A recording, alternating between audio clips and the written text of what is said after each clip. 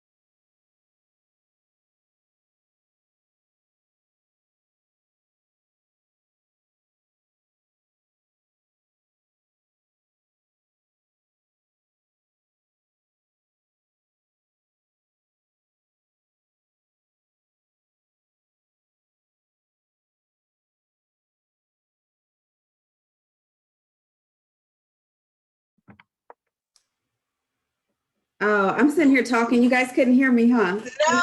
No. I thought you were waiting. I was like, oh, okay, she's Yeah. giving everybody a few minutes. Oh, I'm like, unmute yourself. But then it says, I need to unmute myself. Okay. How's it going? Good. Pretty How are good. you? How about you? Exhausted. Good. Okay. So Michaela is in a different room. I don't know why she's always, let's see. Let me get her in the right room. We're hunkering down for a possible snow the rest of the week. I hope not. Oh, wow. Yeah. I'll know in the morning. Mm, Hopefully it stays away.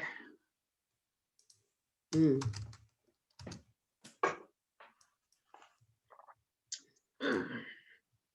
Tell her she's in the wrong room.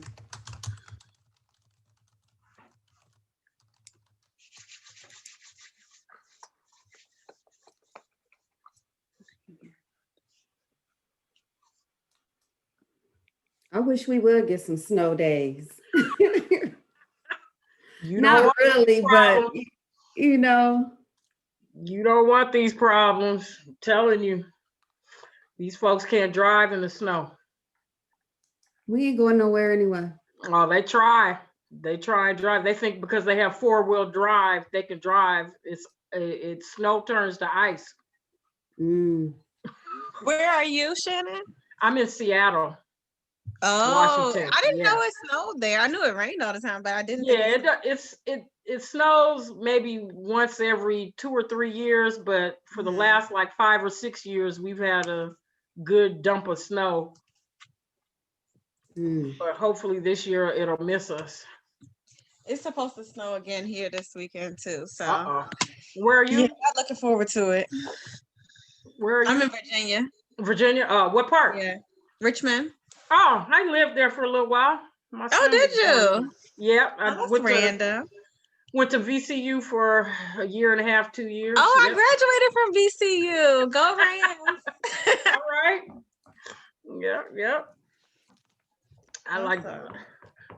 I like Richmond. It was different. It was different than what I expected, but I liked it. It's not Richmond is not as like when people think of Virginia, they think of like outrageous, like the South, like truly the South. And it is the South, Hmm. but it's not like just a bunch of in Richmond, it's not a bunch of Confederate flags and stuff Right, like that. I right. mean, it's Except in for a certain Monument area, Avenue. so Monument Avenue was an yeah. experience. That It's was an horrible. experience. We got it. It's definitely a lot of stuff here. Don't get me wrong, but Yeah.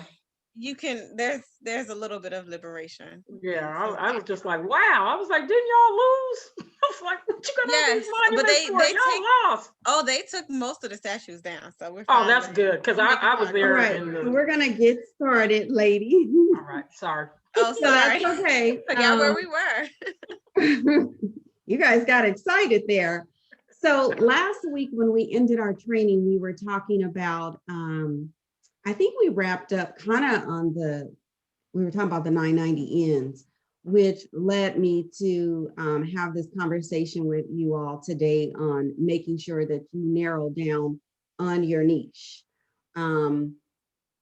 I just want to go around the room and kind of get an idea, a feel for where you guys are focusing your attention. Do you have a specific niche that you are targeting? And just have this conversation about why it's important, and then go over, you know, niching down. So I'm going to start with you, Courtney, because you've been with me for a minute. And do you actually, at this point, do you have a niche that you're sticking with? I do. I'm generally focused on social media influencers and small business entrepreneurs. And so typically from a tax perspective, that's going to be, I'm just seeing mostly S Corps and single member LLCs. Okay, so that's how you're defining small businesses?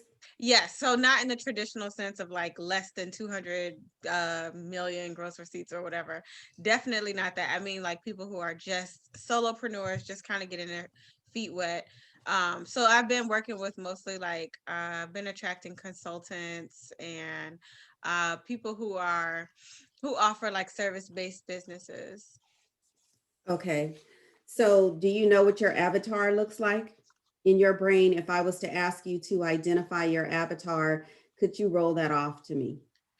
I would say it's someone who's making at least like 150,000 or so. So someone who's making multiple or starting to get into the six figures, and they are starting to get to a point where now their business is ready to scale and they're trying to take it to the next level income wise.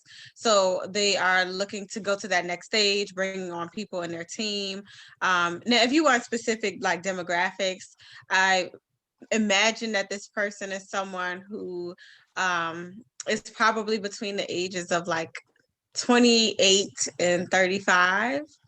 And they are someone who has maybe like 5 or less employees or 5 or less team members, and they're at that place where they're ready to grow and start adding team members. What other specifics were you interested in? Okay, I'm gonna go around the room and then I'll give feedback. Okay.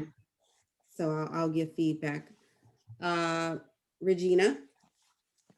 I think I'm going to change my industry. So I've been thinking about realtors, brokers, and small business owners. I had small business owners before, but I think I'm gonna go with, I was trying to look at the industry, people that, you know, are self-employed that have maybe association fees, different dues, people who will rack up mileage. Realtors and brokers would rack up mileage. You know, they would be putting on maybe events for their clients, you know, other brokers, other realtors, their prospective home buyers, and all of that. So that's, oh, and the nonprofit. Okay. All right. Shannon laughing. Hey, I'm right there with you. Where the money resides. Where the money resides, Shannon. Oh my God, I had an inbox conversation with him today You did? Oh, on wow. Instagram. Cool. Wow. Okay. Michela, where the money resides? You're on two. You're on the screen and the phone. Is that what it is? Yes, so my computer volume is not so great when I hear, so I'm looking at you through the computer, but listening through my phone. Got you. Okay. Okay, so I'm all over. We lost you. Can you hear me now? Uh-huh. Yes. Okay, let me go ahead on and turn do not disturb on. But I would say my avatar, that industry, small business owners, no doubt. It's just simply because of the area where I work. But healthcare, the industry of like those individuals who are wanting to invest into personal care homes, They just kind of gravitate towards me as I get clients, as well as real estate investors, and then for some odd reason, just truck drivers. I mostly, and it could be because the type of marketing I used to do, I used to put yard signs out. I know that some people don't like that, but truckers see that. So as I got trucking clients, then they would then refer other truckers and put that, I would give them my information and they would put it there. So it's just, and they're all three different industries, but that's just, I'm kind of like trying to feel it out. 'Cause like I said last week, I don't really have a niche. And that's where I feel like I need some assistance in narrowing it down. And I think the best way is to just kind of try them out and see, like you said last week, what you don't like, because then you'll know. Okay. Shannon? I am looking into small businesses, especially construction and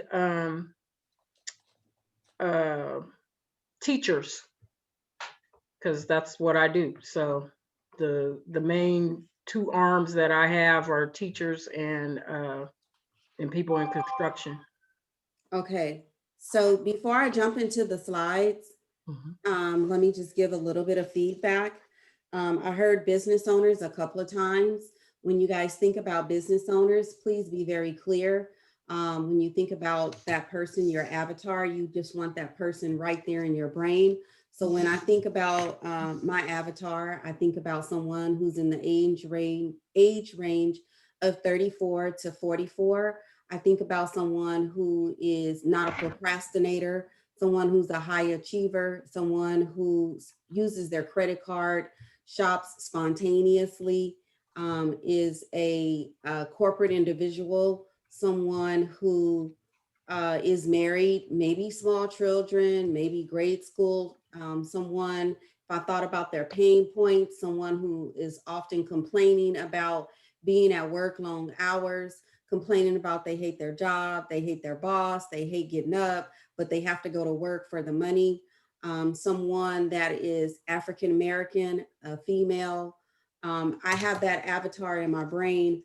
I know that when I go or when I see that person, I'm like, oh, that's a potential client. If I was searching on Instagram or LinkedIn, for example, and I came across someone in their title, it had the word CEO or executive, then I know that I would be looking for them. If they had the word small business owner or entrepreneur, I probably would not be so much looking at them at this point. Why? Because when I think about small business owner, I think about someone who, as I believe it was Courtney said, someone who has 1 to 5 employees and looking to grow. I'm looking for that person that has already experienced that $1 million mark or right at that 750 mark and above, just right there real close, or someone that's up to, I put now in my advertisement 15 million, because when I worked in corporate, most of the companies that I worked for were probably 65 million and above. So I know the work that it takes to do, I know the work that it takes for 65 million and above. So if I'm at 15 million and above, the size of my organization, I know what we can handle. I know what one is looking for. I know their pain points. I know exactly what they need. And I'm talking about for CFO services. So when you think about your avatar, when you think about your niche, you want to be as clear and you want to be as specific. Michaela, you gave me 4 different categories. You said small business owner, healthcare, real estate, and truck drivers.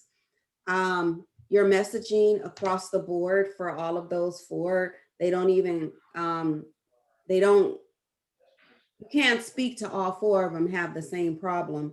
The real estate individuals have a different pain point than the healthcare providers, their pain point. The truck drivers have a different pain point than the real estate and the healthcare. The truck drivers they have different sales reports that they have to keep track of. They have different mileage, they have different receipts and things like that that they have to account for, how many hours they stay on the road, how much allowable time can they take for being away from home and being on the road. So they have a different category of expenses than your realtor, real estate person, and your healthcare person. When you think about small business, all of these fall into the small business category. But if we were to think about their NAC, I think it's NAIC, their NAIC code, it is totally different for all four of these. A small business owner could be a cosmetologist, a baker, you name it, that could be our small business individuals. So you want to be very clear, you want to be very detailed in who you are speaking to, so that you don't leave mixed messages in the on social media. A friend of mine he and I were on the phone on Monday, and he said to me, "What's going on with your Instagram?" And I said, "What are you talking about?" He said, "You haven't been posting in about two and a half weeks on Instagram." I said, "You're absolutely correct. So that tells me that you're watching me." I said, "We're in the midst of shifting over with our messaging, as well as I have someone else handling my Instagram." So when we believe that people are not watching us, people are definitely watching us. And the thing that we don't want, and I've reached out to certain people to say, I don't know exactly what you do, because one day you're talking about kids, the next day you're talking about the community, the next day you're talking about your pastor. What is it that you do? So I don't want any of you who are under my guidance to have mixed messages going out to your clients. You want everybody to know, oh, let's go to Michela. She works with truck drivers. Or I'm not sure if Michela does truck drivers or what. You can call her and find out, and she'll tell you.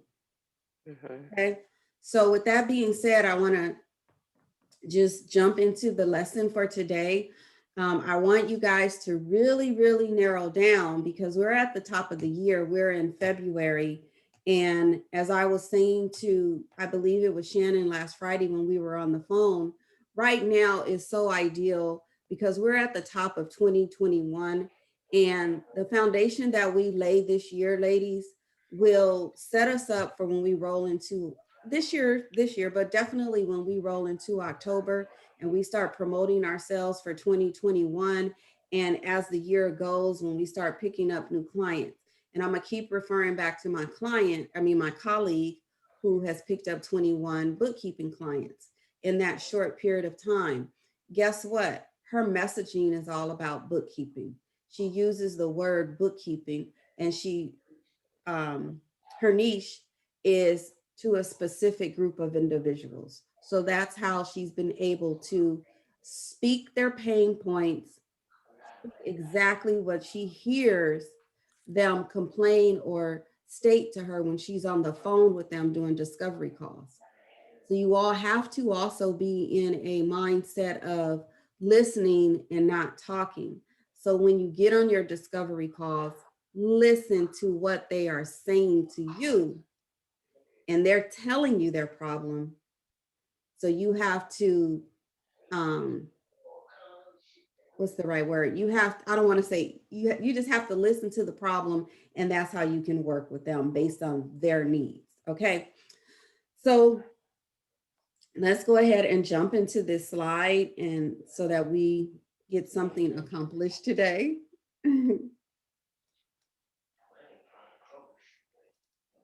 So today, as I said, we are going to be talking about niching down, and in that we're going to talk about how do we choose our niche, pitfalls to avoid when choosing a niche, researching your niche, becoming an expert in your niche, and creating your $1 million headline. Okay. So how do we really choose our niche? How do we choose it? Most people think that when you get into business of tax and accounting, that people are going to come to them just by virtue of your experience, your credit, your license, your education, but that's not necessarily true. It's really about who you narrow down to.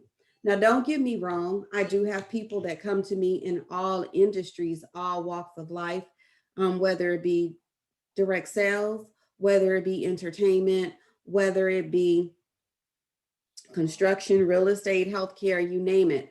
I have all of these people that come to me. A lot of times those people come to me simply by means of referral, and I'm turning my phone off because it is a distraction, by means of a referral, not necessarily because they saw my marketing messages that states who I serve. And then there are just people who are by nature, they are going to gravitate to me, that law of attraction, simply because they see that I do taxes or they see that I do accounting, and the same will occur with you all. So this is simply wrong. With today's increasing competition, you need to develop your unique selling proposition. And the only way to have your USP is to hone in on one niche. Okay. So all of you gave me more than one niche. Shannon said teaching and small construction. Regina, you said real estate and a few other industries. Michaela, we already went over yours, and Courtney, we went over yours. So we want to just narrow that down, because we want to have $1 million headliner. And in that $1 million headliner, we want folks to land on our page and say, ooh, oh, she does this. A great example, a few months back, a young lady that has been following me for years since I've been on social media, she reached out in my inbox and said, do you know of anyone I can reach out to for tax purposes? I'm like, what? Why she say that? She said, because on your page, it says, I help tax and accounting professionals. So it did to her, that she took it like, that's all I help. I don't do taxes anymore. So my response was, yes, I still do taxes, but I also do this. So people watch, people look, and people notice every little thing on our social media pages. People are on our social media pages every single day. I'm an espionage. I do espionage work. I'm on people's page, being the detective, looking at their posts, critiquing, doing a lot of different things, like, what does she do, or why does she have that picture up, or different things like that. So I know that if I am doing it, then other people are doing the same thing on our pages. So please believe that people are watching you, even though you don't believe that they are. So that is why it's so important to have that $1 million headline, to have that image of yourself, and to make sure that the material that's on your thread, on your page, is, it can be a combination of work, family, business, but you want, when someone lands on your page, to know, oh, she's the tax person. Oh, she's the accounting person. All right. So let's define your niche right now. So we've already had that conversation a few seconds ago, but let's choose, what does that look like? Getting clear on your niche. What do you already know? Like construction. Shannon, you said you're a teacher, so that's what a niche that you want to narrow down on. Some of the complications or pain points that teachers have. That most teachers complain about they don't make enough money. So you have to educate them on how to save, how they can maximize the money that they do make. You have to speak those pain points. A lot of teachers have out-of-pocket expenses. A lot of teachers also believe, until they're educated, that they can write those expenses off. Guess what? In 2018, tax codes, you know, we took away that. We no longer can write off job related expenses. Now, teachers can still write off the $250, but that's it. They can't write off all of those other expenses unless they itemize. And even if they itemize, they took that category out. So, how do you educate your teachers? You just start making posts. Did you know as a teacher, you can do this? Did you know as a teacher, you can't do this? If you're looking to reduce your taxable income, et cetera, those are the conversations and the messages that you want to have on your page, because they're speaking directly to who? Your ideal client, your avatar. If your avatar is a teacher and they are married and they make between this dollar and that dollar amount, that's the other thing you guys want to know. Like, what is your avatar? How much do they make? Because I said to you guys, one of mine was they swipe their credit card. So if someone makes $40,000, they're probably not going to be swiping a credit card too frequently and doing some spontaneous shopping. So I put at least minimum 85K. 85K is a comfortable amount where some individuals, if they budget right, should have some disposable income. If they don't have a lot of overhead and they don't, live lavish, so to speak, and you can't live too lavish on 85K, but you guys get my point. Maybe there's two incomes in the household. So know that as part of your niche as well. Look at where they work. Where have they worked in the past? Do you want everybody that worked at Verizon? Do you want everybody that worked for Google? Do you want everybody that worked at, what is it, Space One with Elon, whatever his last name is? Do you want those individuals? That's space, that's engineering. Most people who probably work there, they probably, are left-sided thinkers. So, think about those things, the psychology of it. Like those people that work at Space One, I'm telling you, they probably all have a good compensation program. So they're 85K, right? So do I want to work with people that work there? Do you want to work with teachers who are at the school district? Do you want to work with government employees? Do you want to work with city, state government individuals? Who or what? Where do they work? All of that plays a very important role in when you think about your avatar and who you want to go after. Because if you said, I want to go after schools, then maybe you go into these groups where teachers have conversation about things that are going on in the classroom. You have conversation with them. You go to the school board groups, you go to the college groups, you go to those groups when you are really reaching out, when you have a specific niche or a specific group of individuals that you work with. Okay. What are you passionate about? What's her name? I'm gonna put you on mute for a second because I hear your conversation. What are you passionate about? I've been in numbers all my life for as long as I can remember. So I'm really passionate about numbers. Like I'm passionate about spreadsheets. I'm passionate about Excel. I can have a conversation like I was talking to a client. She said her husband he loves Excel. He loves doing pivot tables. He loves doing that. So I want to find somebody who's just like that. They're passionate. Their passion is the same as mine's. And so that's my ideal client, somebody who just loves doing what I'm doing. They think with one side of their brain. They have a dominant personality. And I don't know if I went over this with you all before, but learn the different personalities. That's part of the psychology of sales. There's different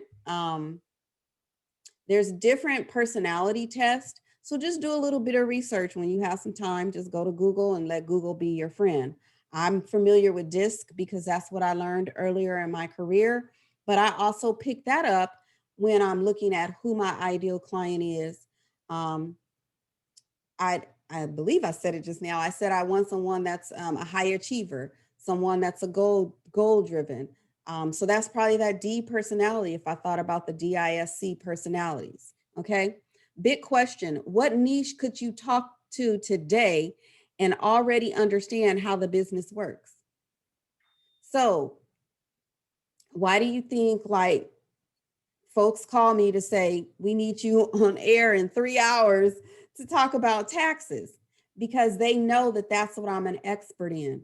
They know that they could call me and at the drop of 3 hours, I can get dressed and be ready to go on TV because that's my expertise.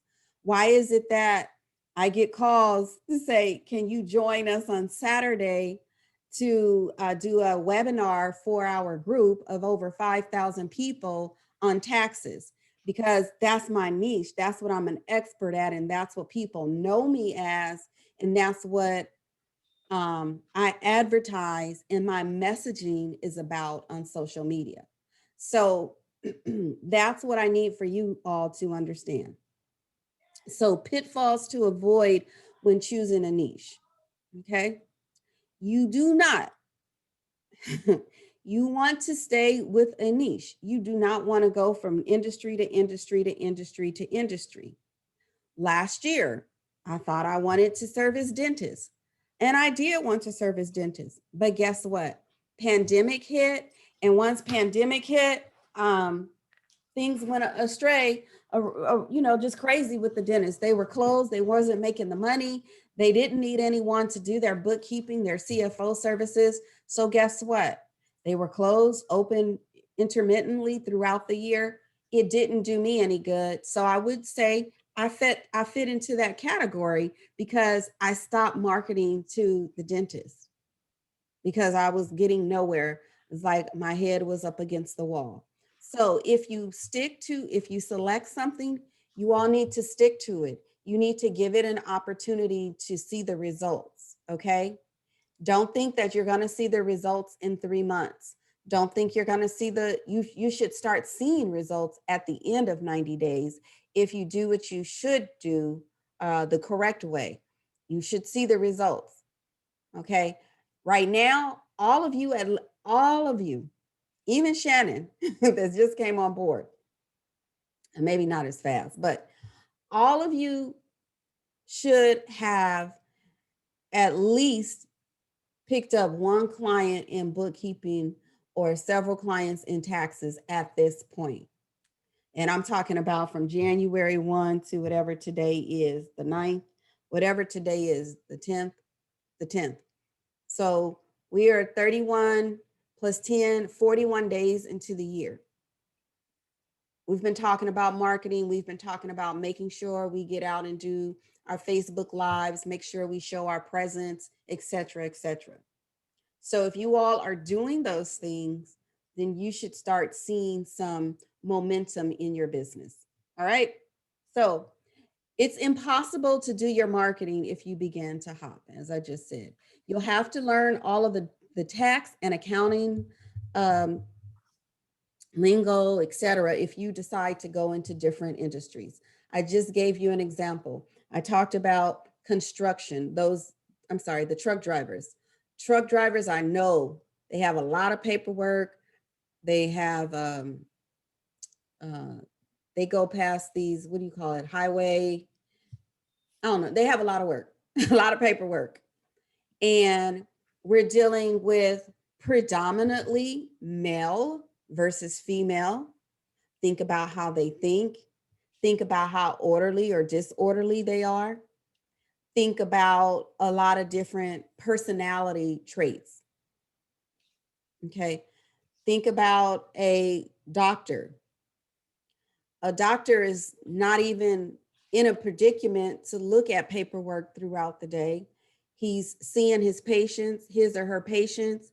They come back in the room, they got to write some notes, they got to record some notes, they have to write prescriptions, then they're on to the next patient.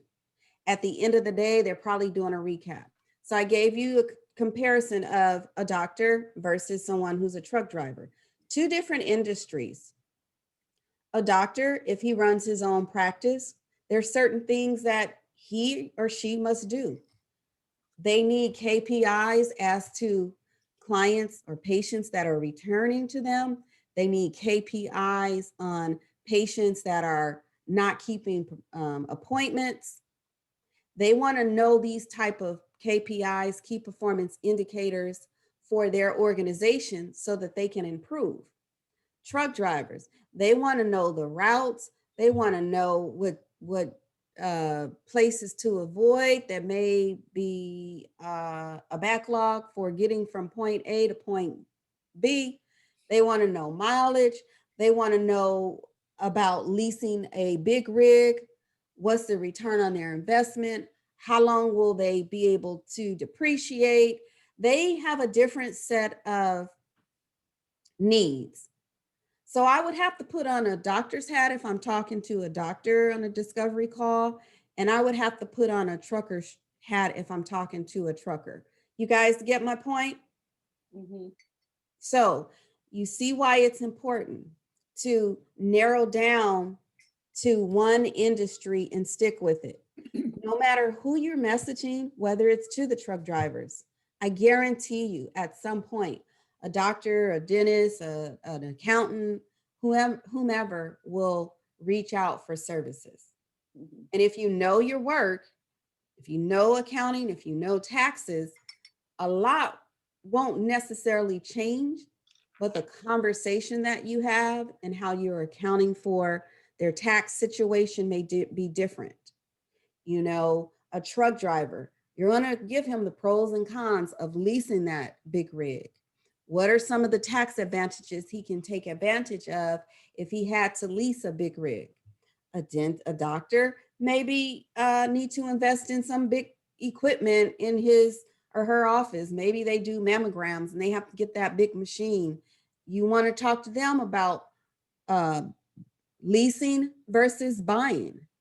If you lease, then here's the cash flow savings you'll have. If you buy, then you're eliminating X amount of dollars up front. If you lease over 5 years, here's your saving. If you buy out at the end of the 5 years, here's what you'll have to pay up front to take over that machinery.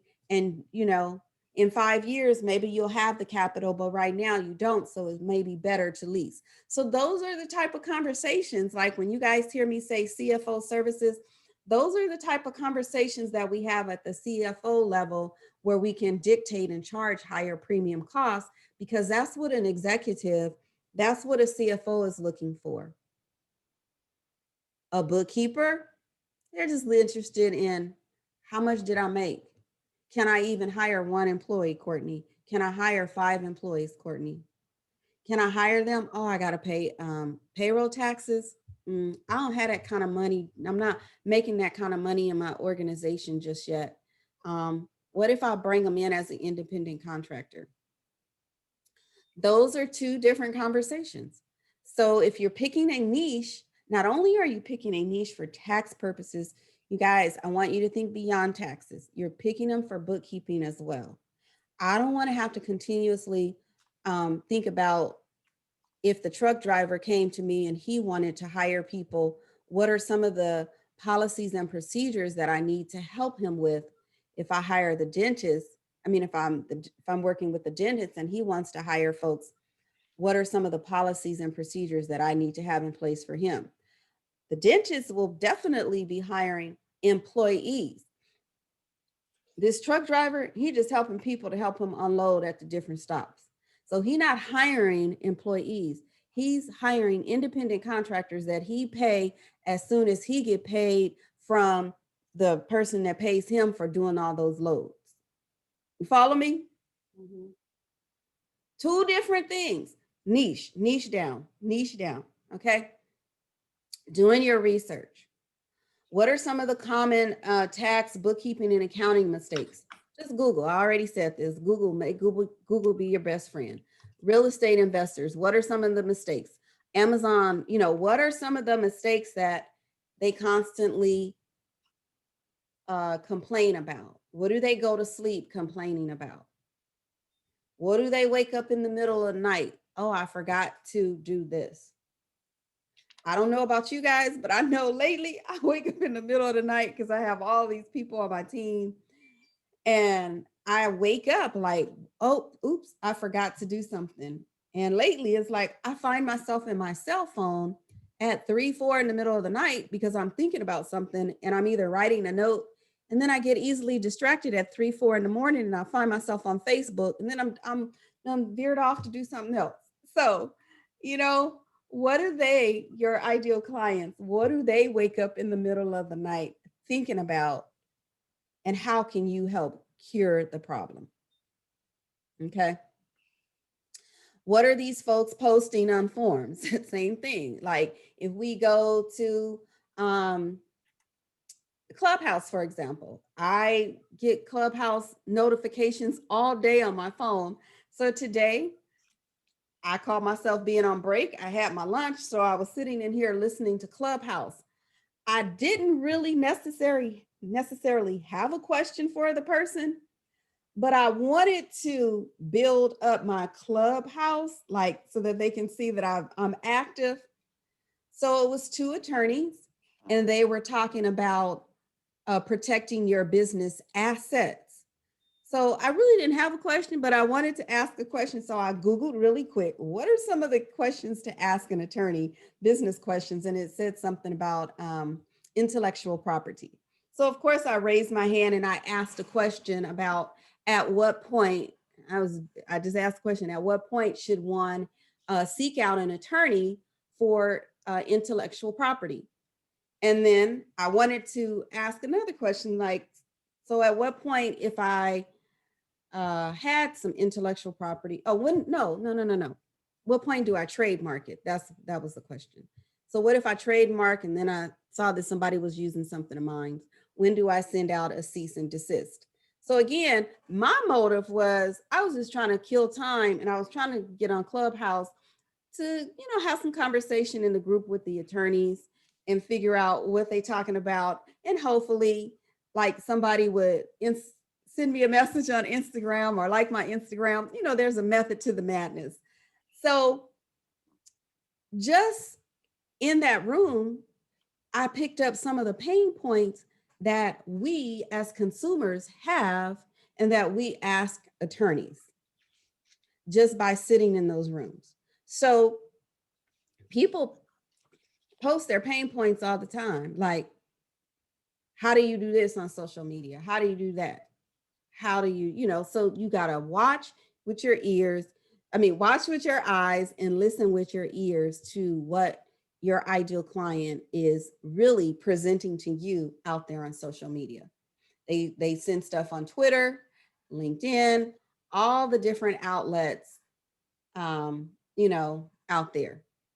If you're a cosmetologist, the girl who used the gorilla glue, that is a perfect topic for someone who specializes in cosmetologists, is a niche, or maybe they are a cosmetologist. That was a perfect like buy-in for someone to just have a topic, a conversation, like not make fun of it, but not make fun of it, but how to take care of your hair, how to use the glue, what glue to use, how to buy. So back to niche. You see where I'm going? All of the above. So what keeps them up? What are some of the recurring problems? All right. So think about the industry. What are 10 things your business is searching for? How to use Google. Google, I really want to just write on my social media page. If you really want to find something, just do www Google. But I know somebody would be like, she being a smart ass. But I so want to do that so bad because some of the questions that filter in are like, did you really research that? So be an industry espionage. Find out what's going on in one's industry. If it's truck driving, what's going on in their industry? If it's real estate, what's really happening in real estate? A couple of you said real estate. Think about this for a second, you guys, because when you decide that you want to do real estate, that could be a good industry, yet a bad industry if you're new. Because a lot of the folks that are in real estate, they flip houses, they buy and sell, buy and sell. So you really got to know what you're doing. You got to know your depreciation. You have to know the laws for capital gains, capital losses. You have to know a lot, besides what are some of the things that they can write off. So when I think about real estate, I don't just, when I think about real estate, I think about the broker, I think about the notary, I think about the real estate agent, I think about the underwriter. I think about all those people so that really fall under real estate. So are you, because real estate is broad. It's a really, really broad term. So what do you want to do with real estate? Who in that real estate industry do you really want? Do you want everybody that falls under the real estate umbrella? You got to think about that for a second. I called my play brother last week, who is in real estate. I gave him the scenario of what I needed to do this year, talking about planning for real estate. He come throwing out, well, you gotta go to underwriting, you gotta do this, you gotta do that. I'm like, look, Ron, I just came to you. You don't have all the answers. No, I'm not the, he broke it down to me. And it's been a while since I purchased a home, but it's been a while. He's like, well, why don't you call this person, have this person run your credit, do this, talk to this guy about this and that. So there's the person that finds the home. There's the person that lends you the money. There's the person that does the underwriting to make sure everything is okay. So there's a lot when you think about real estate. So think about it, okay? Investigate the landscape. Becoming the expert in your niche. I said to you guys just some moments ago, becoming the expert. What does that really mean? That means that people come to you because they know that you are the go-to lady, the go-to girl for taxes.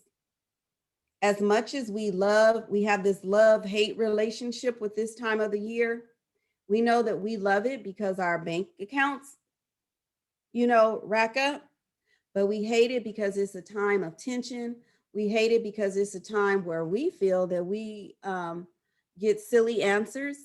And they're only silly answers because it comes to us like saying something off the back of our hand, whereas someone who's not in our industry struggles with it.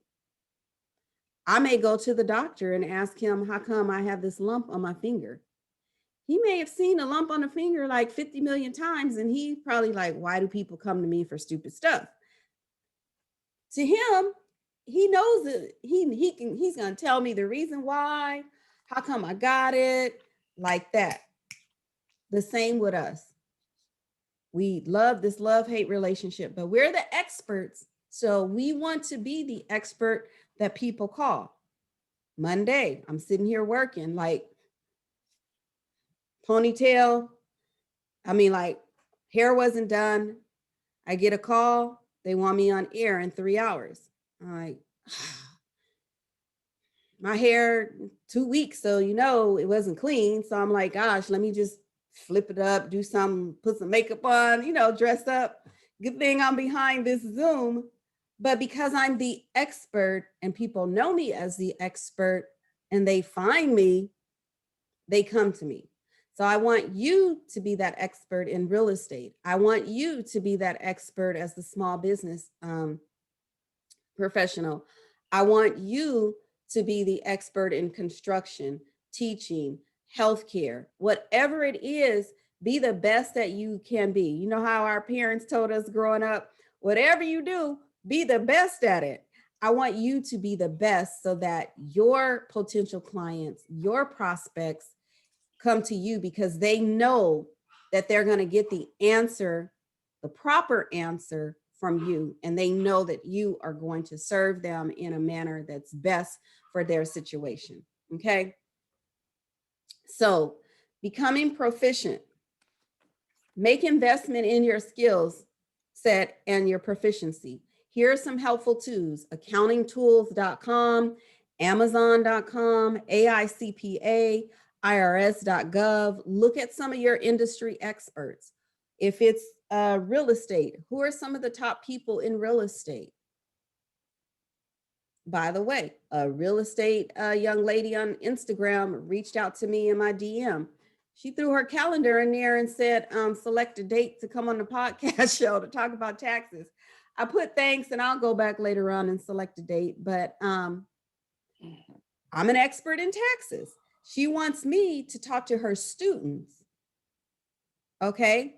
Again, if you have the messaging out there, people are going to attract to you, and that's called the law of attraction. Okay. Industry magazines.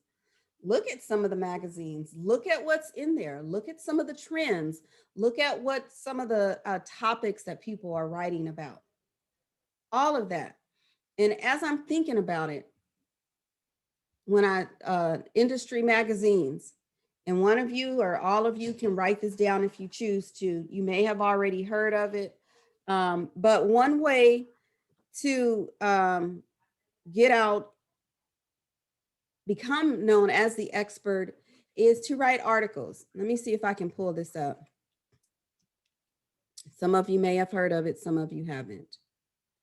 And one second. Okay.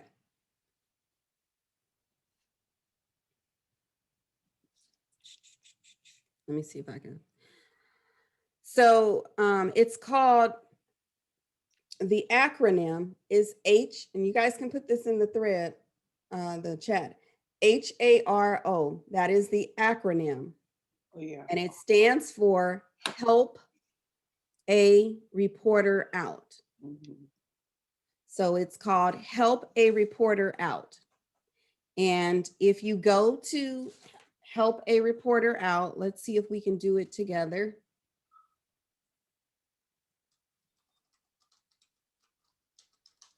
Which is, that's the acronym for it. Let's see. Mm. Okay. This don't look like it.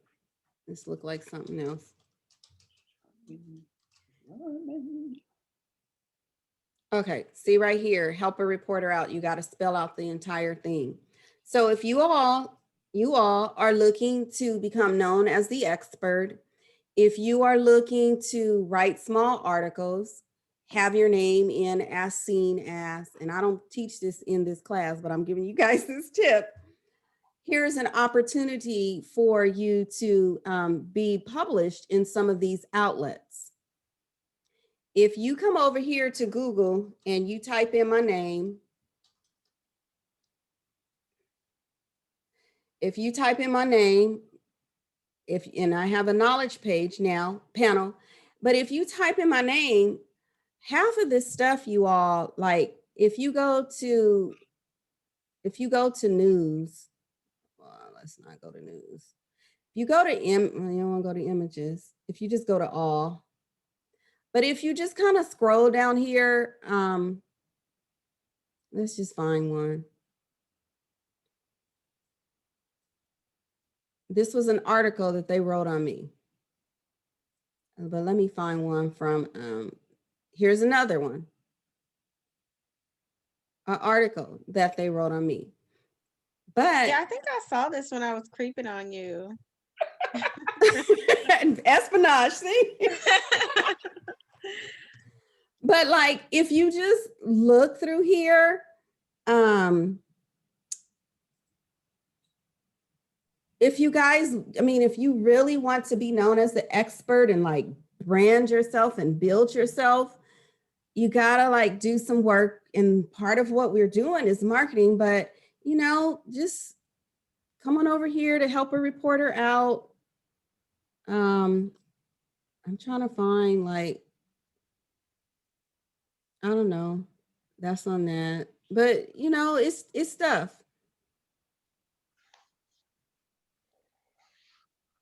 But over here, like we can go here. Let me see what they have. Every day I get an email and it's pretty much like, I just pulled one up. And I'm under business and finance. And so like this one says,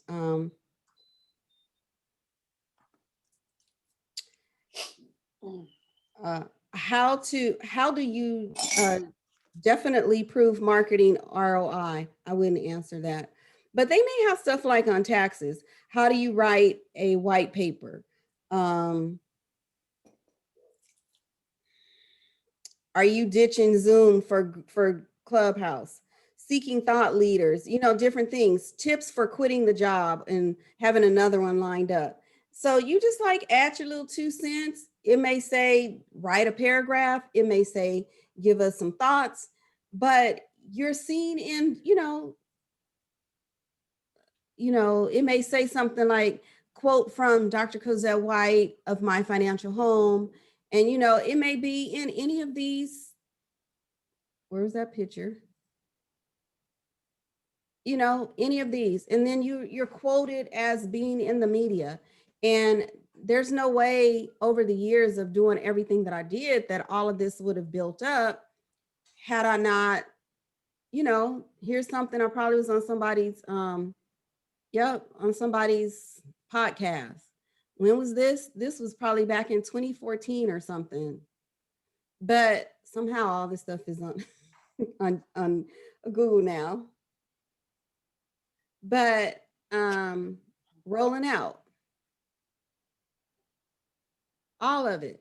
And when it's on one media outlet, somehow it kind of filters to other media outlets. Don't ask me how they do it. I don't know. But, this was about my book.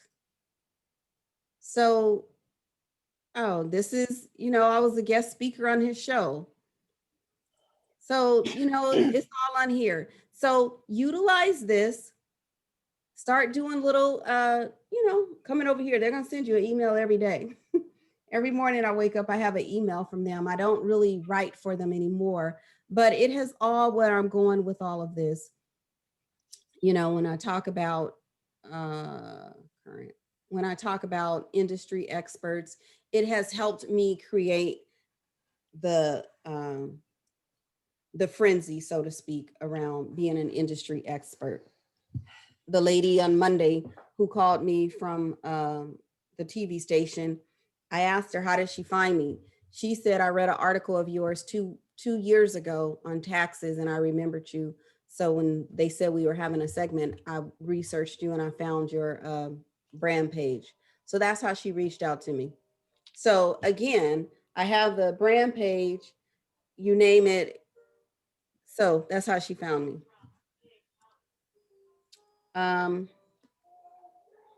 So let's talk about crafting our $1 million headline. What does that really look like? Why do we even need it? So crafting your $1 million headline, we choose a niche so that people can find and speak to our perfect prospects. In order to create what I call your $1 million headline, we must first narrow ourselves down to a specific niche. Okay, what does that look like? For instance, let's talk about real estate. When we talk about real estate, that's an industry. And I said it a few seconds ago. Real estate. We can talk about real estate fixing, flip investments. What is it that we desire? Define the problem and what do we desire? If we think about e-commerce, we can think about Amazon, we can think about selling. Define a problem and what we desire. So let's take the real estate, for example, and let's look at our $1 million headline or putting together a $1 million headline. So the accounting example, real estate investor buying and holding single family property, real estate investors buying and holding single family property who want to obtain financing and needs monthly bookkeeping. This is a $1 million niche. Okay. So if we think about this $1 million niche and just say, if this was our client, we was charging him or her $15,000 a month, that means that we would be profiting or be making a revenue of $18,000 for this one profit. Okay. And if we were trying to make $1 million, we would need 55 clients that fall under this $1,500 a month bill. Okay. To make our million. Sounds simple. It could be simple, but we'd have to have laser targeting. We'd have to be narrowing ourselves down to real estate investors. We'd always have to be talking about buying and holding. We'd always have to have single family property in our messaging. We'd always have to have all of this in our messaging. You know, and as it was put to me recently, you know, if I continue to message, how is that? If I continue to have conversations about 1040 taxes, then I'm gonna continue to get 1040 clients. But if I continue to change my messaging to wording such as CFO, profit margins, things of that nature, then I will be having conversations with CEOs and executives. But if I have my conversation on daycare, credit, you know, rebate, recovery, credit, that's all for the independent personal return, right? So I'm gonna get my 1040 madness, as I call it. So let's think about this next one, a marketing firm. The marketing firm who work with publicly held companies, marketing firms that work with publicly held companies and need a better understanding of their key performance indicators and how profitable each client is to their firm. Okay, so CFO services, what did I just say? $2,500 a month for CFO services, which includes some project accounting, cost accounting. I only need 33 clients to make it to $1 million. You guys see where I'm going with this? Mhm. Now, my next one, tax planning and preparation. So my next slide that I'm going to be showing you, I'm going to give you 2 examples of bad marketing and good marketing. If I can get to it. Okay. So when we think about bad marketing, this is too broad. Small business tax preparation. Every single one of you ladies said small business, right? Mhm. So who is this? Who are you speaking to? Every single one of us could be defined as a small business for that matter. So do you want to work with every single one of us? Mhm. Right. Because you have to run a business. Mhm. Okay. Real estate, 5 deductions. You're talking specifically to the real estate individual. They're small business as well, right? Mhm. But our messaging is to our small business owner. You guys get where I'm going? Mhm. So That's like those like those posters I see in my neighborhood. They say something like 6 kids get X amount of dollars back. You know, I think that's a that's bad earned income marketing. credit. Yeah, it's speaking to them, and then that means they just taking anybody really. Well, they are, but what they're betting on is getting the lower income individuals. That's Yeah. a psychology move, to be honest with you. And it's also a poverty move, if you ask me, because they're looking to take a, I'm just going to be straight out. They look to take advantage of the lower earned wage earner because they know that they have that earned income credit. And they know that those that get earned income credit probably don't make that much money. They don't have a bank account. So they're going to build up their firm's cost Mm-hmm. by doing earned income credit, direct deposit, the cash advance, Mm-hmm. and all of the above.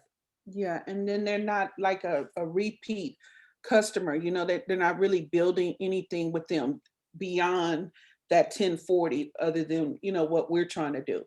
Well, a lot of times, offices such as those, again, I'm thinking about in our communities, you know, the African American community, they also try to reel them in for credit repair. They put these individuals into credit repair courses and charge them a monthly fee of say $97 until the poor folks can't afford the $97 when the tax refund is ran out. But they call themselves putting them in credit repair, and then they call themselves helping them build a business. And so it's a game. I mean, it's a game. Some people benefit, some taxpayers can benefit from it, but that's what you see a lot of the brick and mortar organizations do, because they have access to having a larger volume of any and everybody coming into their organization to do taxes. Do they build a true rapport? Do the taxpayers come back to them? Probably not, because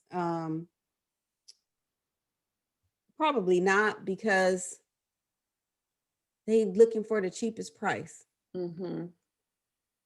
So let's stay on track here. So this is good marketing. It's marketing to the real estate individual. It is being industry specific, and it's talking about problems. There's association fees that may be overlooked. There's business mileage, there's client gifts, there's desk fees, there's errors and omissions insurance that they have to get. So it's specifically to a specific niche, which if this was on your Instagram, your LinkedIn, your Facebook, someone that sees the word real estate agent, oh, I'm gonna stop. But if this said daycare, I could care less about a daycare. I don't have kids. I don't, that's not my industry. So narrow down. Okay. Tax planning and preparation. Your 1040. Remember, I just said 1040 client. If I'm talking 1040, that's all I'm gonna get. I'm talking to my 1040 client, a nurse who is also an independent contractor. Nurses make great money. Nurses make excellent money, but I mean, they just work. Like right now, the ones last year, they probably have some nice W-2s because of pandemic, and they worked an enormous amount of hours. But do they have the write-offs to support it? Most of the time that the nurses that I have, they are homeowners. A lot of them are single. A lot of them are females, and they're single Black women. They're homeowners, but they don't have, some of them have savings. Some of them don't. You will be, well, I'm not going to say you'll be surprised. You'll be amazed that even though they make 180K, they still live in paycheck to paycheck. They still going on these lavish trips and whatnot. So anyway, business owner, law offices. What did I say? I got in that group today. I got in that group on purpose. It was strategic for me to get in that group. It's funny, look, intellectual property. So if I want a business client, I could drill down. Gosh, everything happens for a reason. Here I am talking about it, right? So this is just, good, better. Nurses, law office, but then you narrow down. All right. Financial coaching. You can coach couples. When I first got in, I remember I had churches calling me saying, would you like to come in and do the financial piece for our couples? It was great, but it wasn't no money.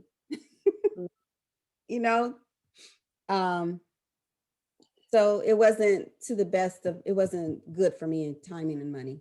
All right. Recently engaged couples who want to plan a wedding and buy a home. Okay. That could be your $1 million niche. Focus on the end result that your clients want to achieve. The end result. So let's all pull out a piece of paper and let's think about our $1 million statement, our $1 million headline. Okay. So,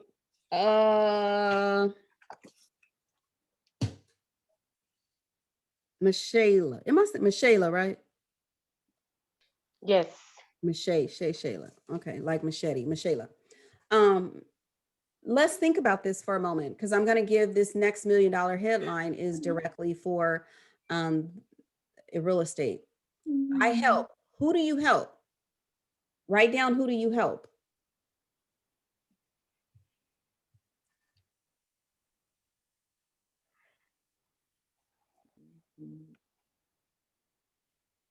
Write down who is it that you help.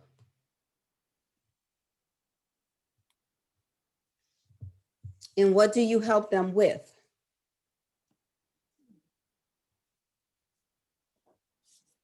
So this guy here says, I help real estate investors to do what? What do you help them with? Acquire financing and purchase more single family and commercial property. How are you going to do this? How are you helping them? This is what they have expressed to you, that they want to acquire financing so that they can purchase more property. They're looking at it from a tax perspective and an accounting perspective. So they told you what they need help with. How are you going to help them? With strategic finance preparation and monthly bookkeeping. I help intellectual property attorneys to reduce their taxable liabilities with strategic tax reduction strategies and planning. So, where does this $1 million headline go? On your social, Where? on your social media. So if you all stopped and you went to your social media page, what does your social media page tell you? Is this $1 million headline on your pages? Is it on LinkedIn? Is it on Instagram? Is it on Facebook and Twitter?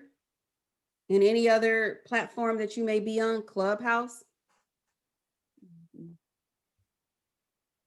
I need to change mine. I have one there, but I need to change it because So what I'm changing my industry. What does yours say? Mine says I help newly licensed medical doctors and nurses reduce tax liability and something. Let me see. Shannon, I checked yours today. I see a new picture and I see something else, but I didn't see accounting. Right. Right. I help newly licensed medical doctors and nurses reduce tax liability in order to save more money to pay down student loan debt. Say that again. I help newly licensed medical doctors and nurses reduce tax liability in order to save more money to pay down student loan debt.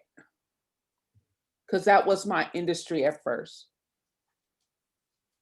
That's a little wordy and choppy. I would work on it.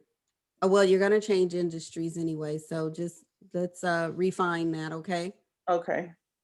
Courtney, I only see, well, you're on LinkedIn and Instagram. You don't hang out on Facebook. No, I don't. I'm on Clubhouse, and I recently joined TikTok as well, but I literally only made one. I was exhausted after that. Mine says that I help social media influencers with their coins. I put that on Instagram because it's so short, but I think my longer one is on LinkedIn. Like, I help them understand, maximize, and something else. I don't even have it committed to memory. I feel like I need my piece that's missing that I'm seeing in this one is the part about how I help them do the thing that I help them do. Yeah. And that was missing on yours too, Regina, after the with. How do you help them? Okay. That's why I just said you'll refine it. Okay. And don't be ashamed to do some espionage like Courtney was doing for me. I did it too. You know, just look.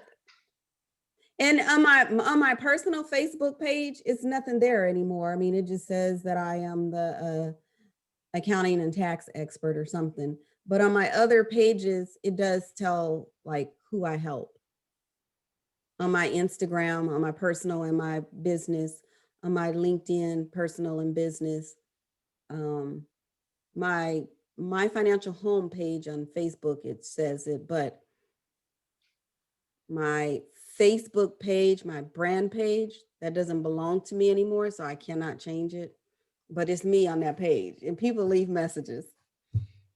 But oh well. So growth, assignment, and accountability. Print the $1 million niche worksheet that I just showed you, or I'll have to give it to you guys. Survey someone in your niche and ask them to help you. Ask them what are some of the problems that they have. What are some of the things that they experience as a dentist, as a real estate individual? What are they? And then some of the pain points, so you know how you can help them. And then what are you going to help them with? Okay. If you don't want to ask, go to Facebook stories, Instagram stories, do some polls, ask some questions, make some posts on your page to directly to, who it is you want to service. Okay. Mhm. So let me get out of this. This is 1 second. Mine is bad. It's bad. Yeah, my cover page just says, let us help you scale your business. But after listening to this, no one would even know what type of business. It's so, it's just, it doesn't say anything to anybody. Like it could be, yeah. Okay. So that's So something. this next part, I'm gonna go through it really quickly because I know that we are way over time, but I want to make sure that you guys are getting this. So when you go to the market, oops, what did I just do? 1 second. Well, I'm gonna do this first. I might. Well, nope, because I don't have that finished. Okay, so going to the market. What do I mean by going to the market? Slideshow. Wait a minute, I can't see you guys.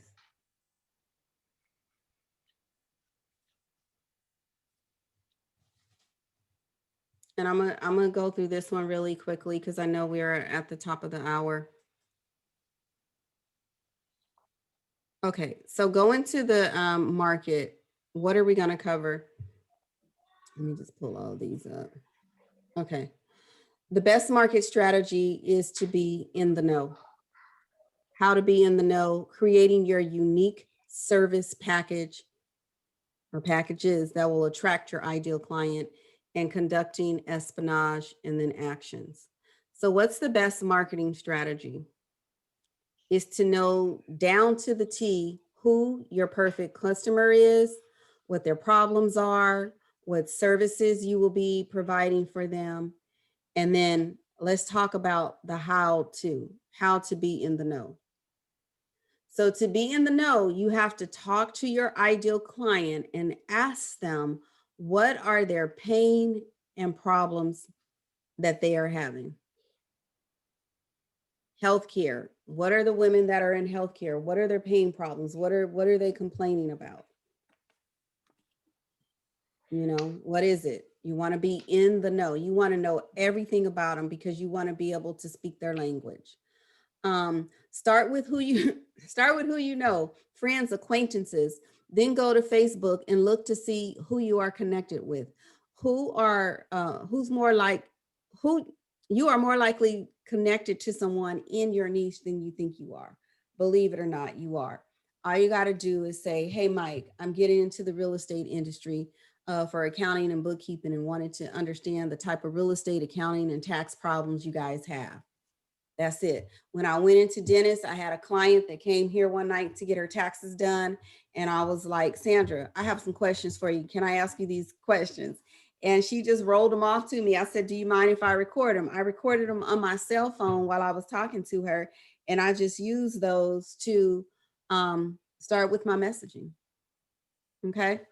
So if you can hop on the phone for a few minutes, can we have a quick 5-minute call? That's all you need to do. Try to speak to 2 or 3 people And then the second strategy for you guys is to go straight to Google or I was going to say Amazon, but Google, and just do some research.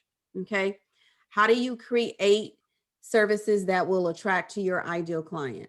Again, I'm going to stick to this real estate individual. So mapping it out, your customer profile, real estate investor, they flip and fix homes and flip.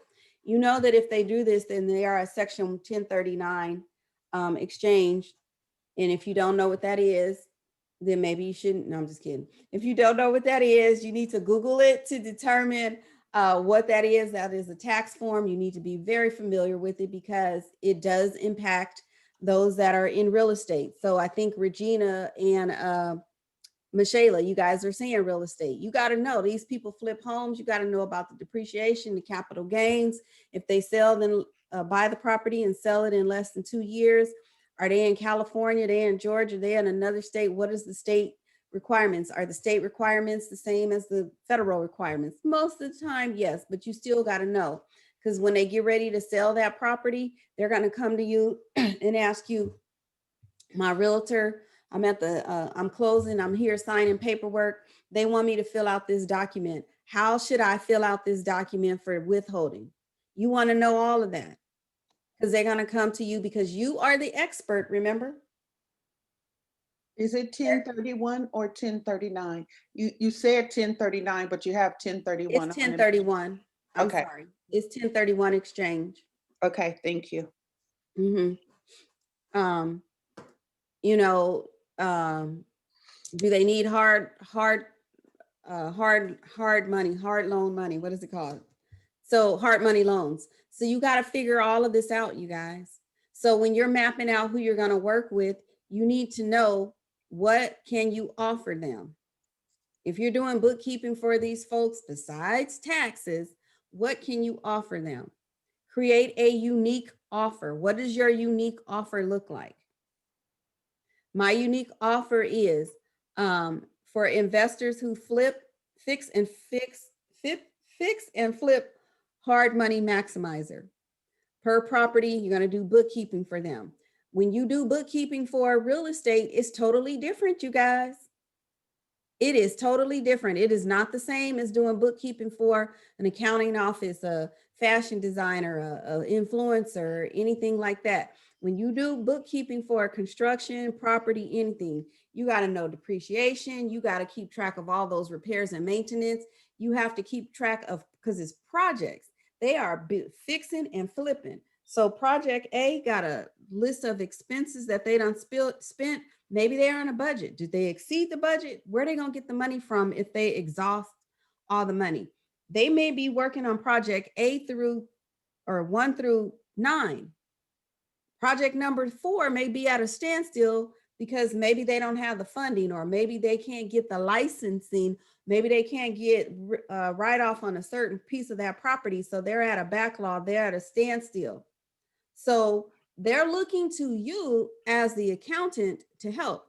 Now, believe me, if they have investors, the investors is monitoring that money as well, but you are the person that should be monitoring all of this because you are handling other people's business finances.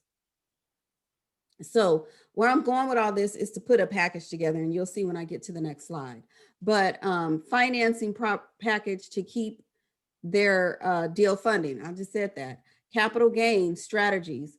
How can they keep more money in their pocket? When someone buys property, you all, and they're doing it to fix and flip, the longer it sits on the market, the longer they losing money. So those are things that they need for you to track. If I bought a home on day 1 and my goal is to sell it by day 65, it's called project management. They got a project manager, but how are we doing? How are we tracking this? Because if they estimate that they only paying X amount in mortgage for 60 days before they put it on the market to try to flip it and sell it, they got another 90 days or 45.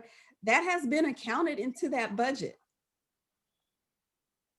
So if they say from the time they close, they're going to start working on that project, they have 180, 100 or 200 days, whatever, to close. Baby, you better make sure you keep in track because If not, you're gonna get fired. But they're hiring you to do this. And if they have 9 properties, that can be a lot for you. So you have to think like, do I really want to do real estate? Do I really know what I'm doing? Or do I just want to start with real estate and not do the one who's flipping? Mhm. Do I want to just do with the one who's a real estate what is a loan Agent. agent? Yeah. What do I want to which one of these under this industry do I want to work with? Okay.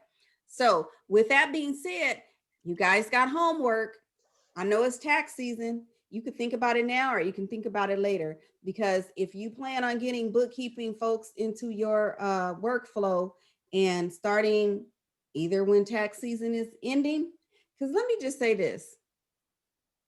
There are clients of mine, colleagues of mine, that even though tax season starts January 1 or February 12th, a lot of people, believe it or not, a lot, not everybody, they done the bulk of their work already because they got all their EICs. They about to slow down. As soon as they electronically file on February 12th, a lot of their clients, they done with the bulk of their clients, and they're gonna start seeing the slope go down. That's a lot of those that take EICs. Those that take EICs, they probably don't have a lot of corporate or business clients. Mine's is just the other way around. I'm like this. I'm dead January, and then I pick up as the season goes before I flatline and come down. But a lot of people go up real fast and then they come down real fast as well. So is that the case with you, Michaela? It has been, but this is the first year, not so much because I didn't promote it in that sense, because I knew that I'm evolving from that. Okay, so it's not the case this year. So No. where you're located, I'm assuming it's near a highway because you said you usually have the signs out. Is that still the case? No, that was in the past. So now I'm in a very high income producing area. And that's why, because even clients who are especially moving into the area, they're Googling and they're looking for, that. And even then, where my office building, it's located in a complex. It's not even a storefront, how most EIC. So I don't even do it because I would then have to go an hour away. So all of that's in the past. I'm trying to level up to the high incomers. It's just more so about now figuring out the tax saving and the tax planning part for those high income areas. So you also need to step up your game on your marketing, not Yeah. just the messaging, but the appeal, the how it Okay. looks. Mm-hmm. Because if you want to attract those kind of clients, you got to fit the piece. Right. So that may be did I say that? That may mean taking new images, stepping up your game, putting on a new attire and looking the piece. If you want to, we attract. Yep. Who we are, we attract. So if you want those EICs, you don't want those EICs, then you can't take the picture like you just came out the grocery store and you got on the cute sundress. You could take it like that, but that may not attract everybody who you want. And I'm not saying that the sundress ain't cute, but you guys get where I'm going with it, right? Okay. All right. So let's move to the next, which this is the homework that you guys need to do. You need to, why didn't this pop up? Oh, here it is. You got to put together. For this, or no, are you going to send it to us? Y'all got to remind me. Yes. I need the last week's too. Yeah. Okay. So this is for the truck driver. You see how there's 3 packages for the truck drivers? You see how I created, let me see if no, I'm not going to find mine. You see how I created 3 packages. So you want to create a beginner package, an intermediate package, and an advanced package, an accounting package. You want to determine what's in these packages. This is for truck drivers. So, breaker, CB, Granny Lane, you just use some of their terminology. Okay. and break out what's in the package. And you see how I was telling you guys about the certain taxes. You see this down here, the quarterly IFTA tax filing, the highway use, you see all this? Mhm. You got to know some stuff. You just can't be picking truck drivers. You got to know what's required of them, what's some due dates and reports and whatnot that they have that are due. Can we take a picture of this or no? You could take a picture of it. You believe it or not, Regina, you got this in your email from when you first came on board with me, but I'm gonna send it to you. I ain't Yeah, got know. it. I ain't got it. Okay. Probably in all that spam mail, that junk mail. I have a quick question, really quick. So Uh-huh. just hearing all of this just has me thinking about you got to start over. And at that point with the niche, if you just don't know, how do you get to the point of knowing? And I get about the, finding their pain points, but especially like during tax season, is it something where I really just need to place myself out there, start all over with rebranding and then do it? Or just like, what would you suggest?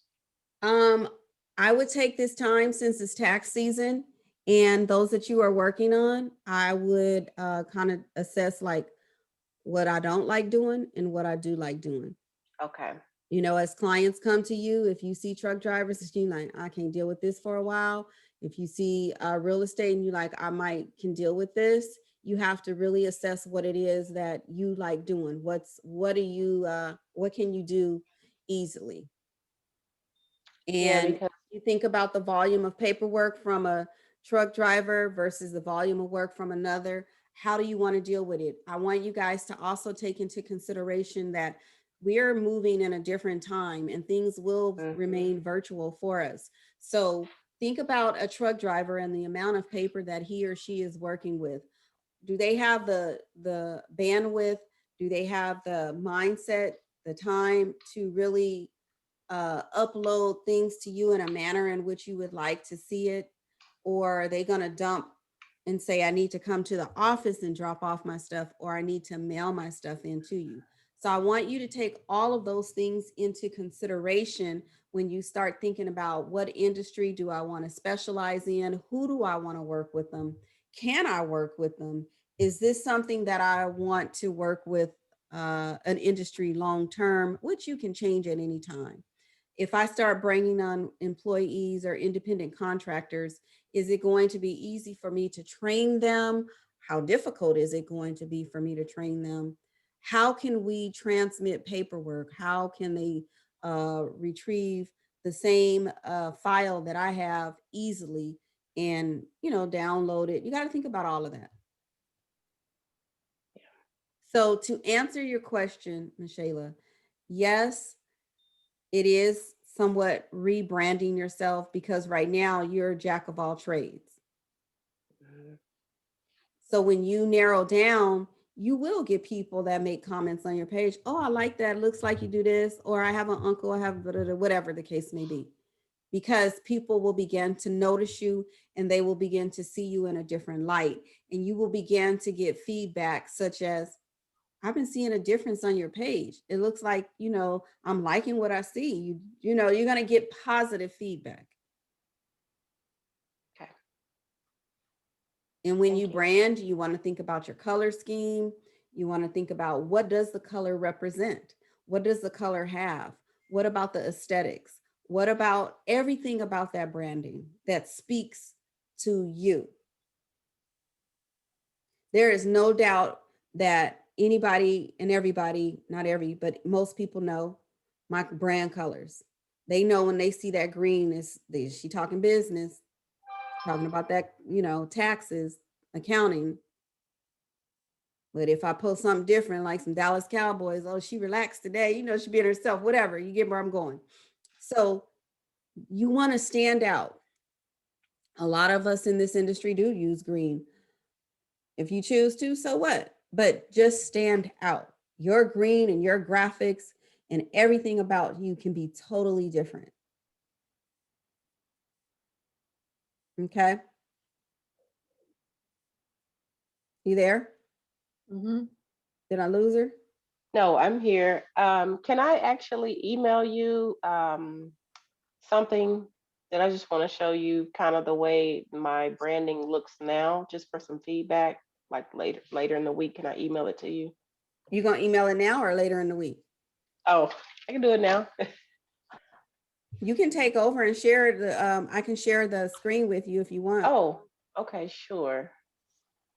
So Okay. let me stop sharing, and then what time is it? Make sure, because we already way late. Okay. I shared it so you can take over and go. Okay. All right. And that way your peers can critique as well. Okay. All right. So share.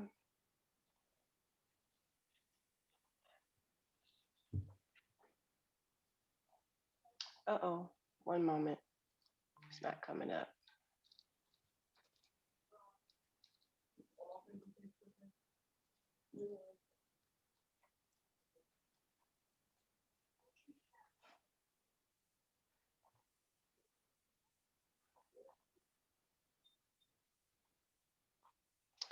Okay, I don't know what happened. Something's going on with my website. It's a website.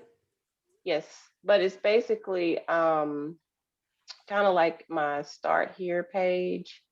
Can you When put the okay, link in the, you got it? yep, got it. Okay.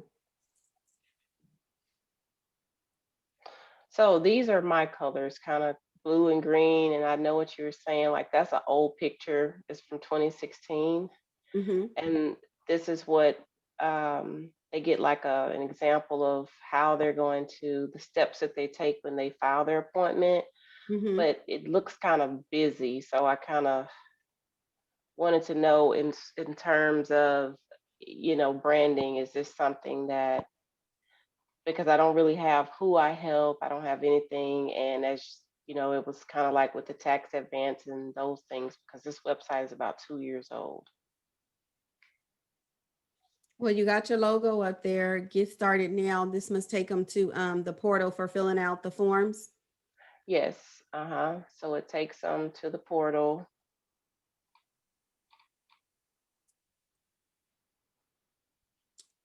This to me, go back up. Uh-oh. Okay. This to me looks like a strictly a portal for taxes only. Anyone who's coming to you for taxes. It does, and No, I'm assuming, I take it that that's all you offer at this point. no, so I do bookkeeping, I do payroll. I'm definitely have a lot of PPP clients at the moment.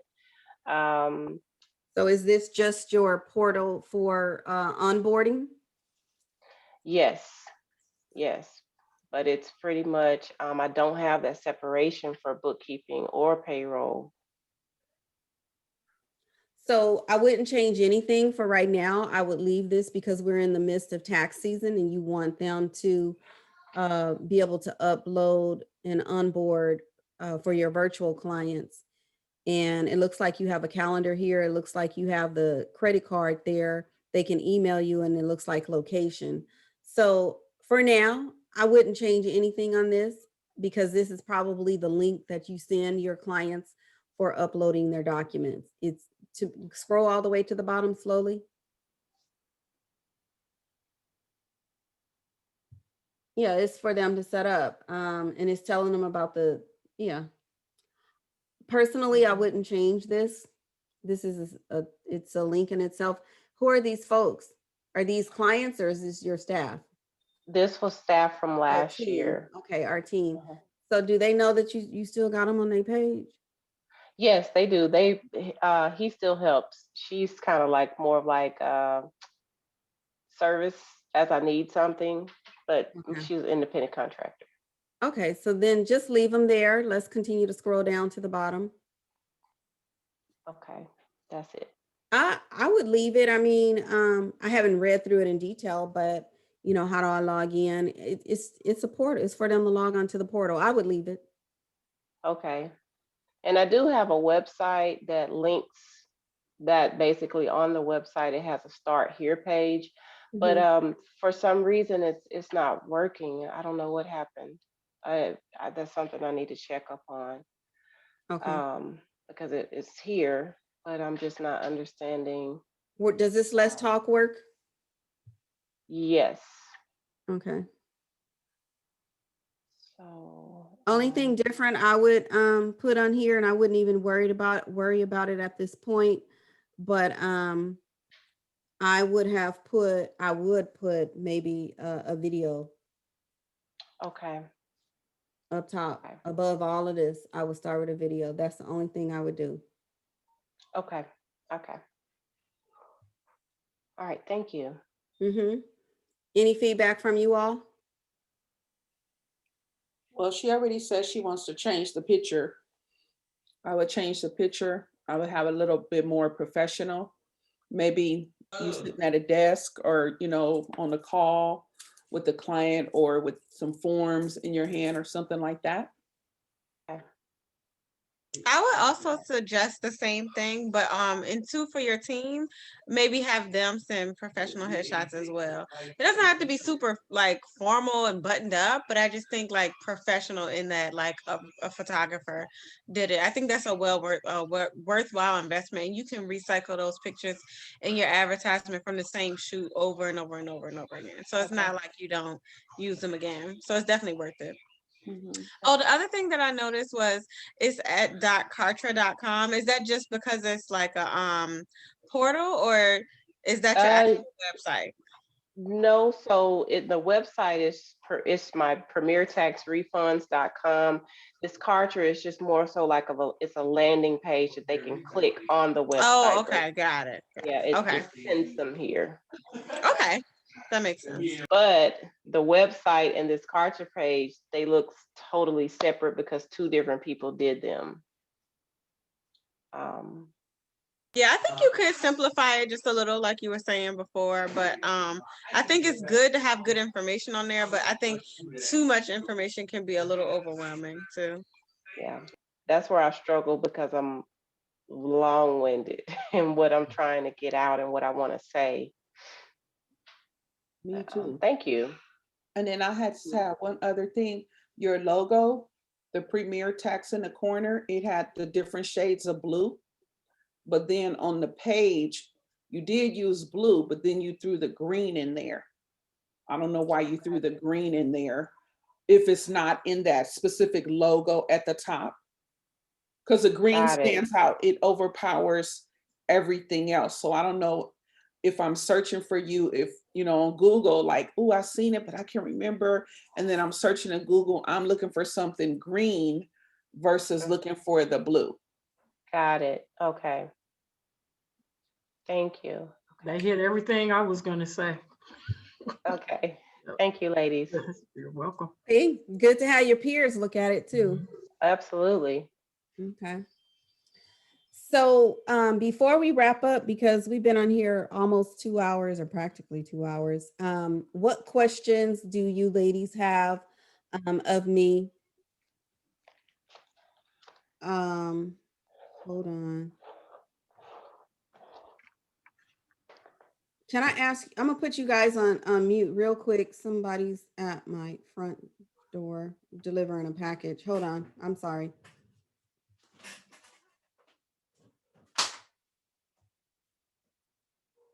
You guys, because it says something about, look at the NAIC code on Google. Why do we need to look at that? That's the code that you put in for their business when you fill out their return. So like if you're doing a Schedule C or something, it asks what industry they're in. Oh, okay. Thank you. Mm-hmm. So do all of you ladies do taxes?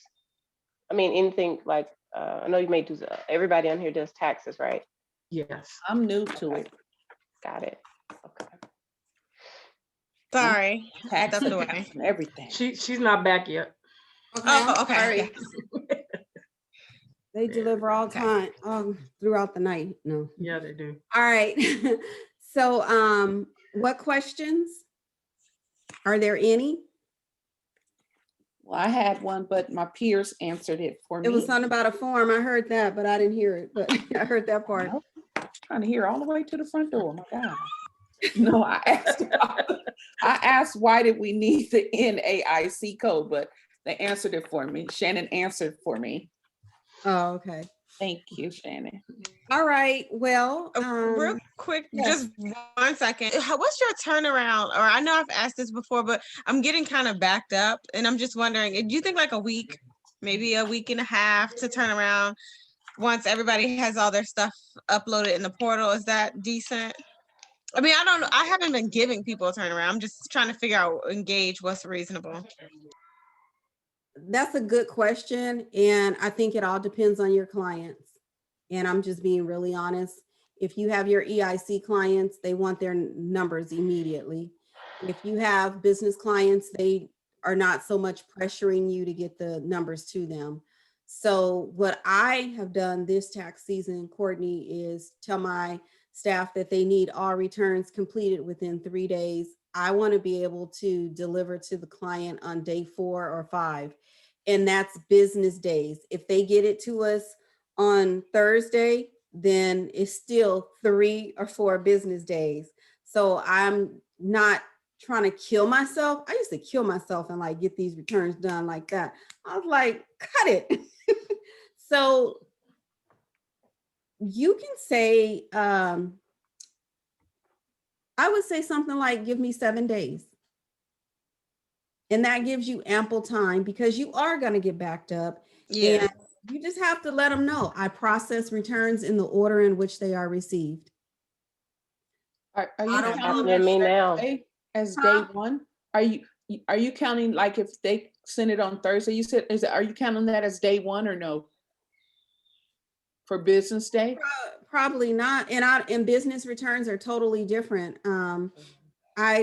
I make sure when I say business return, I'm not talking about a Schedule C either. I'm talking about 1120, 1065, or 1120S. I'm talking about any of those nonprofit, any of those that I know that are going to take me a little longer than I usually don't even give a date. I guess I just know Okay. my clients, you guys. Yeah. And then like I may have a client that's not a business return, but she got a whole bunch of interest statements, a whole bunch of dividends, annuities, unsold stocks, all this trading back and forth, and with Robinhood, with T America, with this and that, and I got to key all that stuff in. Like, no, I'm not a data entry person that types really fast. I type slow, so I allow myself time. So, Courtney, to answer, I would say 7 days is sufficient. If you Okay. need longer, then let them know. You will know who is hungry for their return because they're Okay. going to ask you, how long is it going to take? Okay. I loaded my stuff. I uploaded my stuff. Okay, thank you. I process in the order in which we get them in. If we don't have everything, then I don't start on the return. And that's my stall tactic. Yeah. Seriously. That's We good. must have everything before we can start on a return. Well, you didn't upload it, so we kicked it to the back of the line. What I have on Courtney, I use Acuity, and with Acuity, or even on probably on Boardable, you can set questionnaire, and you can say, I understand that if I do not have XYZ, that this may delay your refund, because I can attest, because of some of those clients I've had from years ago, here they are, even now, pushing and rushing me to file, and I'm almost to the point where I'm like, I'm prepared to let that client go, because here it is February 10th and I'm stressed to the max, when this is really not what we should be. Like every tax season, I'm stressed, and it's because of the type of marketing I did to get those EIC clients. We don't want to, because they still have to file, but it's a headache and it's very stressful, very stressful. So what works? So you're missing documents from them? Missing documents, yes, for the most part, they're missing, and then they're just used to sending me things like, for example, they don't want to send the social card because I did the taxes last year, or they don't want to send me something that I should already have a copy of. And for the past 2, 3 tax season, I've switched softwares. So what they don't realize is that I have to go out of this software Oh to yeah. go in the other one. Yep. Oh, Yep. I get it. I get exactly. Yep. Well, I sent you that last year, or you should have my you should have Yeah, information. No, I but should. when they say that, remind them of the penalties that tax preparers are facing for not having XYZ. And that But not helps. only that, you know what you should do? This is what I do. I cannot start a return until I have everything. That's Mhm. the bottom line. Then you don't get to that point where you playing ping pong, because what you guys don't realize who just starting, I hate starting their return, stopping, going back in and return. It's like I'm playing ping pong. And not only that, like you lose your thought of concentration. Like, where was I at when I stopped on this return? Yes. What was I thinking? And they just like, so my stop to it is I only start on a return when I have a complete file. If it's not Mhm. complete, I cannot start on it. I just can't. It's just too much. And Regina, I know you're new, Shannon, you've dabbled in it, but it's just too much to like start, stop. Like I have a lady who sent her stuff Mhm. December 25th, literally December 24th. I've been back and forth. It's what, the 9th? She emailed me last night, called me yesterday about, I'm like, then I had to Mhm. sit and like, what happened with this return? What did I do? Okay. Now she Mhm. want me to take her son off because it came back as he was on somebody else's return. Then she wanted Mhm. 18. Then she wanted to ask me if I could pull out the application for S Corp because it rejected, and send it in and do all this stuff. And I'm like, you know, yeah. and then this is the same lady, Regina, that I was telling you about. This is the same lady that sends me an email and gets mad and says she haven't heard from me and she don't trust me. And I'm, you know me, I'm like, well, you could Yes. Google. I sent her my compatibility statement. You could go to Better Business Bureau. I was like, go look me up on Google. You'll see that. I get offended. Like I take it personal. Like if you don't trust me, why'd you come to me? And I'm trying to prove myself to these people. Like, Always trying to prove your love. And then I get to this thing. Well, all money ain't good money. But she Yes. $5,200. So it's like, is she gonna threaten and say, I don't know you, I don't know anything about your business? Okay, well, you But came you to me. came to I me, didn't seek lady. you out. Mhm. See, you But ladies gonna help me get myself all the way together this season. you'll feel better about yourself. Yeah. Yeah. Because I should not be this stressed out before the season is just here, and it's exhausting. So, Courtney, please don't do it. Don't do it. Well, fortunately, these are people that are like, they're gonna owe. So they're more so like, Mm. will you let me know so I can put my mind at ease? Am I gonna owe, or how much I'm gonna owe? It's that kind of thing. I don't have really anybody who's qualifying yet for the EIC stuff. And I don't really think I'll have a lot of that. Just Mhm. because I don't think that my prices align with that much. So I Mhm. haven't run into it, let's just say. I think if you set the expectation, and I think what has happened in your situation is that you are still you still have the existing clients that you had. Once you release those, you will begin to start seeing some stress Yeah. removed from you. And until you remove those, and until you let them know, it's a new sheriff in town and I do things a little Mhm. different. I can't operate in that same manner. The IRS, blame it on the IRS. The IRS Yeah. has stricter guidelines, and they're cracking down on those of us in this industry. And I wouldn't want to get you in trouble, and I definitely don't want to get myself in trouble. So we need to just make sure that we are doing the right things. If you just Yeah. work with me, I want to work with you, Regina, but Yeah. just work with me. Just give me the Mhm. cards. I know you may not have them in a location that you want, or you may think, but just work with me. There you Talk go. to them like that. Mhm. Like, you don't want to fine, do you, Regina? It's $580 if I don't have this in here, but If you just get it to me, I promise you I'm gonna get that return out and we'll be done. Cool. But if they try to argue with you, then Let them go. I mean, you just got to say it nicely. Well, Miss White, I can't do anything with it. You know, I don't want to lose my license if I don't have the proper documents in there. And I know that you gave it to me in the past, but it is required. Well, Joe down the street don't ask me. I understand. Don't say, even though you want to, we'll go down the street. Just say, I understand.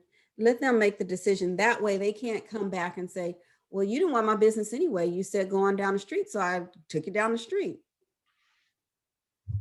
And if they've already paid you, then they're going to nag you about, well, where's my money if I already paid you because you told me to go down the street. Be nice, but protect yourself. Okay. That's what I Thank learned you. on the. That's what I learned on Clubhouse today. Jumping in that call in that session. What I learned is that a cease and desist, we are not supposed to send it. The attorney is supposed to send it. And I did learn that just because I have the attorney send a cease and desist, they could turn around and sue me as well. So just something I learned. So anyway, ladies, it is late. It is 6:30. That means it's 9:30 for two of you. And the rest of us is 6:30. So we're going to wrap this up. I hope what we went through today assisted you all in making sure that you spend some time in determining who you want to serve, how you want to serve them. Look at your $1 million headline, do some some research on your industry, look at some things that they experience over and over and over again, their pain points, and begin to start putting some messaging together that speaks directly to your avatar. You should be able to really visually see your avatar floating around your head whenever you think of that person. Whenever you sit down to do some writing, you think about your avatar and the messaging that you want to convey to them. All right. So have a good evening, a good week, going out there, make that money. The gates open on Friday and people are going to be knocking on your door like, did you send it out?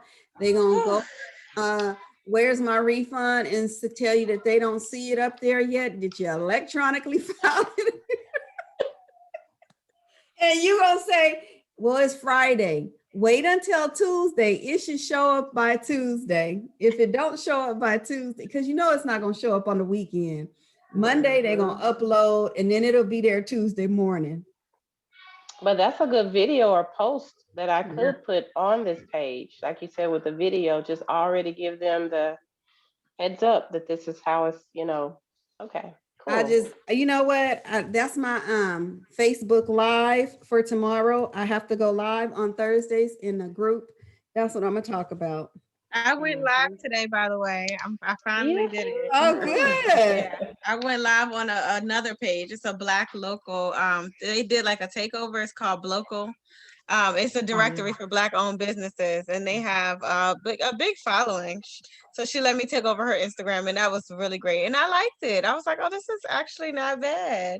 It's not bad once you start to talking. It really is. You don't get the fever. Yeah, it was good. High fever. I'll do it again. Yeah. Okay. All right. Well, have a good one. Good luck with the next couple of days, everybody. Okay, bye, everyone. All right. Have a good night. Bye-bye.